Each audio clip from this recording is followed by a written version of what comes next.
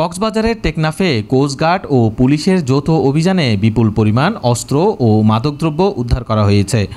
শনিবার ভোরে টেকনাফ থানাধীন দমদমিয়ার নেচার পার্ক এলাকায় এই অভিযান চালানো হয়।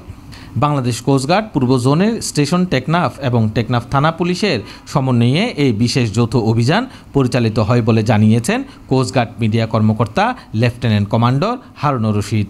তিনি জানান, গোপন সংবাদের ভিত্তিতে অভিযানটি পরিচালনা করা হয়। ভোর 5টা থেকে শুরু হওয়া এই অভিযানে নেচার পার্কের ভেতরে একটি পুকুরে ঘণ্টাব্যাপী তল্লাশি চালানো হয়। এই সময় অভিনব কায়দায় পানির নিচে লুকানো একটি বস্তা শনাক্ত করা হয়। পরবর্তীতে বস্তাটি উদ্ধার করে তল্লাশি চালিয়ে এর ভেতর থেকে 10টি হ্যান্ড গ্রেনেড, 10টি হ্যান্ড গ্রেনেডের ডেটোনেটর এবং দেশীয় তৈরি মদ জব্দ করা হয়।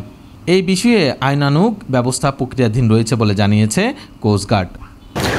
গোপন সংবাদের ভিত্তিতে আজ 31 মে 2025 তারিখ শনিবার সকাল 5টায় কোস্টগার্ড পূর্ব জোন অধীনস্থ কোস্টগার্ড স্টেশন টেকনাফ এবং টেকনাফ থানা পুলিশের সমন্বয়ে টেকনাফ থানাধীন দমদমিয়া নেচার পার্ক এলাকায় একটি বিশেষ যৌথ অভিযান পরিচালনা করা হয়। বাংলাদেশ কোস্টগার্ড কর্তৃক ভবিষ্যতেও এ ধরনের অভিযান অব্যাহত থাকবে।